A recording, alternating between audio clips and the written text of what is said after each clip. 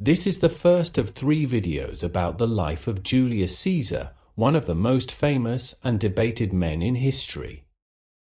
This video will detail the early life and political rise of Caesar, the next will cover his time in Gaul, and the final will cover the civil war and his downfall.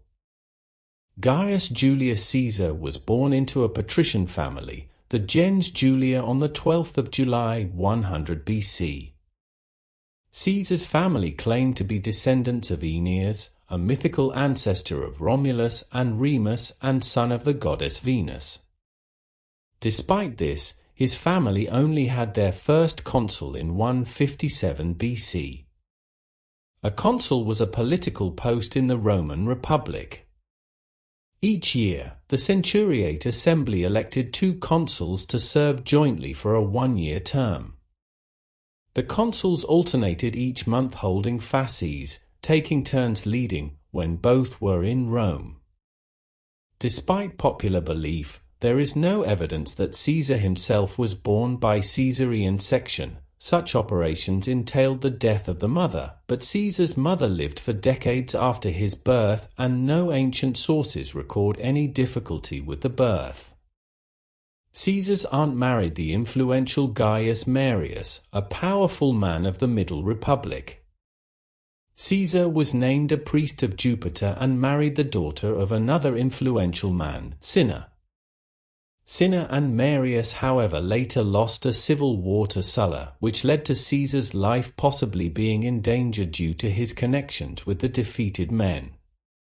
Sulla allegedly was quoted as seeing many Mariuses in Caesar, prophesying the future political success of Caesar.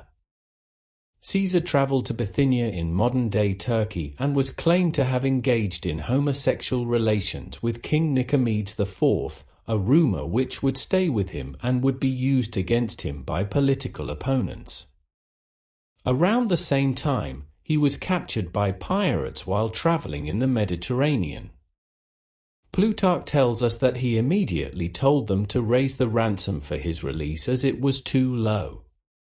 While in captivity, Caesar frequently told the pirates that he will have them crucified once he is freed. The pirates didn't take this threat seriously. However, as soon as he was freed, he raised a fleet and captured the pirates and made good on his promise. After spending some time serving in Asia, Caesar returned to Rome in 71 BC. From this time, he embarked on a political career and advanced through the ranks known as the cursus honorum, a political ladder.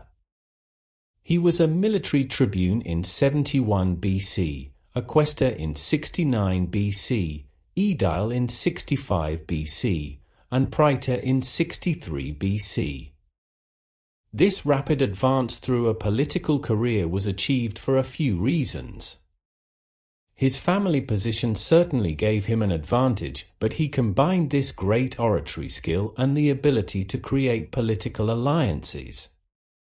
Around this time, he was given governorship of his first province, Hispania Ulteria, which allowed him to campaign to expand Rome's borders and plunder enough wealth to pay off his debts which had amassed during his political campaigns.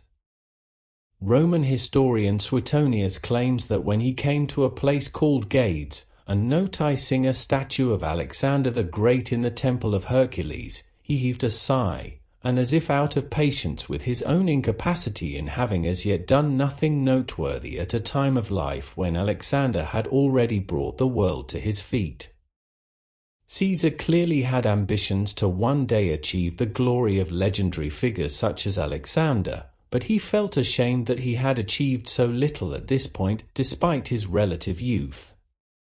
Returning to Rome in 59 BC, Caesar was able to become consul with support of influential figures such as Pompey and Crassus. Caesar was able to mediate between the two, who were the most important men in Rome at the time. This political alliance between the 3 is known today as the First Triumvirate.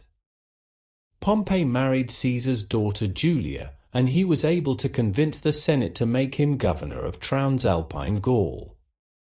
Already then, Caesar had demonstrated that the personality of the man the world would come to know and remember had already been formed. He had demonstrated leadership, ambition, ruthlessness, political savvy, military ability, and his oratorical skill.